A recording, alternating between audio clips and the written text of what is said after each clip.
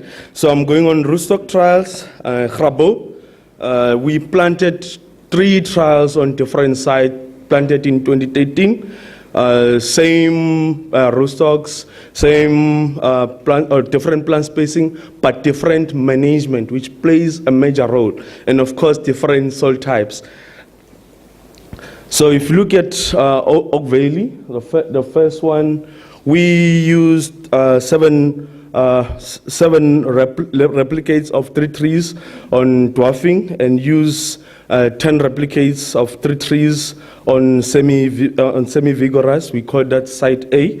And then comes to plant density, we on the dwarfing we use that density, which is also almost the same, or not almost, but the same for semi-vigorous. But what we need to notice there is the management, how we manage these trees. On Oak Valley, we did not trunk renew the trees, and this for us for learning. I mean, my English is going down. Again, as I've said, we farm on MM109, M793, and MM7.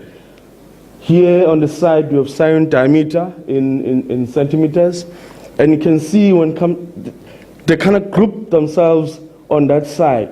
And if you look at yield efficiency, cumulative yield efficiency straight from 2016-18, you see that our rootstocks, they're not much yield efficient. And if you to compare them, I'll say MM109 with 778, you find that 778 is doing much better there. And again with M793, 228 is likely doing much better. But to our surprise, which we find, I'll say, if you go to the United States, you find that there are reports that 202 is not doing well. But on this trial, we found that 202, especially on the dwarfing plantings, where we have the black bubbles, which is for vigorous, and then for this one is for dwarfing. We found that 202, Geneva 202, is doing much better than the other vigorous rootstocks. And then if you look again on the dwarfing, what you find that every time when you have a rootstock on, I'll say our rootstocks, which is Geneva 778, it doesn't matter whether you have 222 or we have M9 MLA, those rootstocks will outperform the rest of the trees. We don't know whether is it because of the 778 which we have it there, or it could be something else. So I'll leave it there. But what you see is that these are mostly highly cumulative yield efficient than our rootstocks. And that's for Oak Valley. Going back to Breëvlei, again, I repeat this management, orchard management plays a major role and will always affect your rootstocks. And what you see here, this one was trunk renewed in 2014, 2015, and cropped in 2017. We used different plant spacing. We going for 3.5 by 1.5.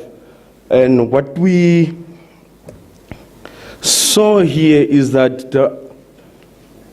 you look at MM109, the bubble size appeared to be much bigger now, because that's what we use for farming, and we managed to master it. But if you look at efficiency, you see that this MM109, M793, M7, and even 228, they're not doing much better when it comes to cumulative yield efficiency. But again, if you look at MM109 and 778, you see that's the Geneva 778 is doing much better than the MM109. Again, what we saw at Oak Valley, Geneva 202 is doing much better. We got surprised, especially myself.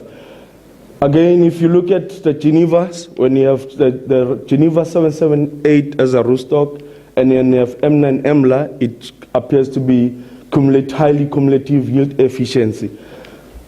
I don't know what happened to the Geneva 778 with 222, which appeared to be disappearing, especially on this side. It's type of management. We go to Helderwater. Again, the challenges which we face now, we have another introduction of another factor, which is hail. These trees were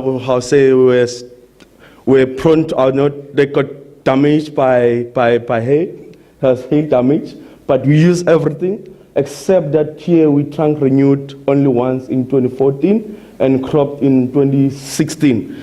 And then the plant spacing, which is almost similar to that one at Oak Valley, and we use the same vigor, dwarfing, and semi-vigorous. Again, management is important. What we did, we applied shade nets for the dwarfing, and there was no shade nets on the semi-vigorous. Here we use a white shade net. So again, just to remind you, management always will have an impact. And what you see on our rootstock, the bubble size as we go on, M793, not doing much better. MM109, giving a bigger size in terms of cumulative yield. And then again, if you look at MM109, 778, in terms of bubble size, don't see much significant differences, but you see that 778 is a bit struggling there. Again, you look at 202, it's standing right there where it's supposed to at this time. And then you have your 2028. And then what also surprised us on this trial was M9 EMLA being the most cumulative yield efficient rootstock. And yes, our industrial rootstocks, M793, M109, they're not achieving that high cumulative yield efficiency index which we want. So these, I should state that these trees have filled their productive state, but it's still 80 days for any recommendations.